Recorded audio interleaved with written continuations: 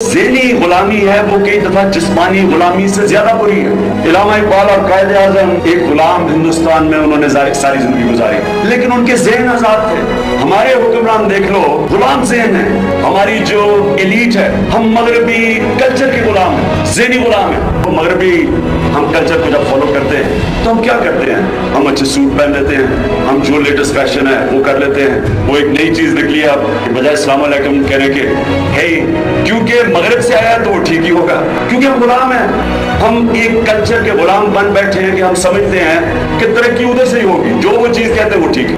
یہ جو ہمارے ذہنوں میں کولونیلزم غلامی نے ڈال دیا ہے کہ جو وہ ہے وہ اوپر ہے اور ہم نیچے, اور وہ مجھے افسوس سے کہنا پڑتا ہے ابھی تک نہیں گئی. اور علامہ اقبال کا پڑھنا اس لیے ضروری ہے کیونکہ علامہ اقبال کی جو باتیں تب تھی وہ آج زیادہ ضروری ہے کہ انسان علم ساری دنیا سے لیتا ہے. ہماری نبی کی حدیث ہے کہ اگر چائنا بھی جانا پڑے علم ڈھونڈنے کے لیے تو جاؤ, اور ان دنوں میں چائنا جانا مطلب کہ مشکل ہی پہ واپس آتا تھا. تو اس کی اتنی اہمیت دی ہے تعلیم کو, اور تعلیم کا مطلب یہ نہیں ہے کہ آپ طوطے کی طرح رٹ لیں.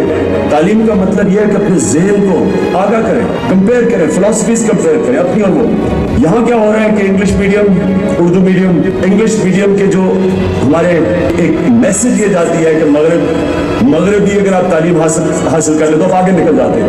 یہ بہت بڑی میسج ہے کیونکہ اس کا مطلب کہ جو بھی آپ کی ٹریڈیشنز اور آپ کی تاریخ ہے اس کو آپ رد کر دیتے ہیں. علامہ اقبال کی گریٹنس یہ تھی کہ انہوں نے باہر گئے, پی ایچ ڈی کی, انہوں نے یونیورسٹی میں پڑھے, باہر کے فلاسفرز پڑھے, اپنی قرآن کا ان کو پوری طرح جس طرح کہ انہوں نے قرآن کی آیتوں کو ایک ایک شعر میں کئی دفعہ اتارا ہوا ہے, بہت بڑا ذہن تھا.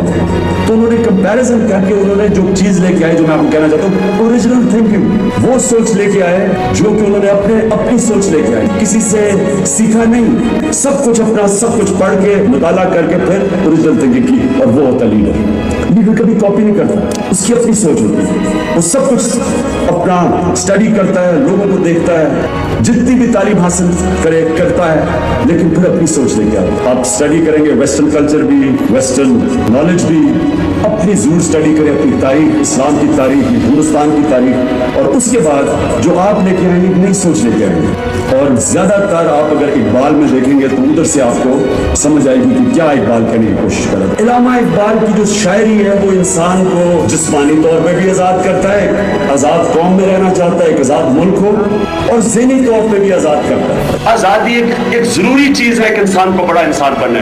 غلام تو صرف اچھا غلام بن جاتا ہے, کبھی غلام نے بڑے کام نہیں کیے, صرف ایک آزاد ذہن بڑے کام کرتا ہے.